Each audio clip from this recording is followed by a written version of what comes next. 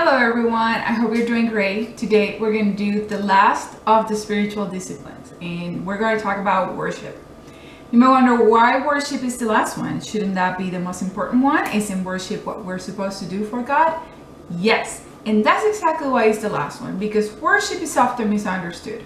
Worship is often seen as just singing and shouting praises to the Lord, but reality is that worship is much more than that. To begin with, worship comes from the Saxon word worth-ship, meaning to assign proper worth.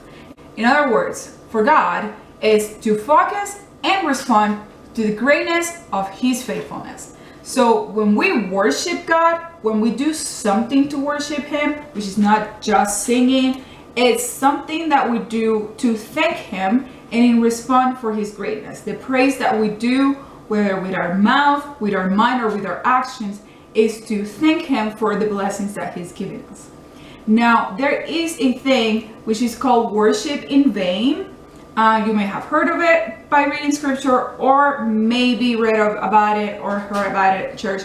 What does that mean? What are they talking about? It comes from the passage in Isaiah 29 verse 13, and it reads, "And the Lord said, because these people draw near with their mouth and honor me with their lips, while their hearts are far from me, and their fear of me is a commandment taught by men. Therefore, behold, I will again do wonderful things with these people, with wonder upon wonder, and the wisdom of their wise men shall perish, and the discernment of their discerning men shall be hidden." What does this mean? This means that when we go to church and we sing a song just because it sounds fun, but our mind is not in it, our heart is certainly not in it, but we still worship because, well, it's a fun thing to do with everybody and everybody's singing, so might as well. You're worshiping in vain. And what's going to happen is God is not going to allow you to see the blessings that He has for you in your life. That's exactly what happened then.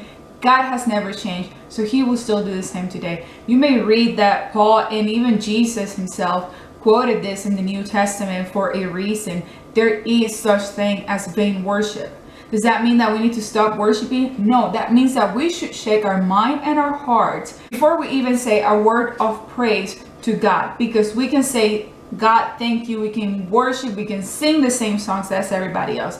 But if our heart and our minds are not in it, we're worshiping in vain, and we're bringing curses into our life by doing this. Another thing to keep in mind is that worship is not just singing or shouting praises to the Lord. Like I said before, worship is much more than that. Let's look at Romans 12 verse 1, and it reads, "I appeal to you therefore, brothers, by the mercies of God, to present your bodies as living sacrifice, holy and acceptable to God, which is your spiritual worship."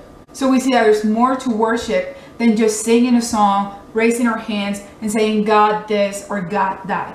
What we do, how we conduct our lives, when we talked about this in stewardship, that is worship. Worship is doing something that will bring God glory, that will bring God and advance His kingdom, and will bring Him the thankfulness and the gratitude that He deserves, because He is faithful. So practicing the spiritual disciplines that we've been talking about for a few weeks now, reading the Bible, prayer, fasting, even stewardship, silence and solitude, etc., all of that is proper worship to God, because you're doing it to develop a stronger and closer relationship with Him that will bring Him glory. Because then when you go and act and you serve others and you give to others and you help everybody else in the name of the Lord, you're advancing the kingdom, you're giving God glory, you're worshiping God.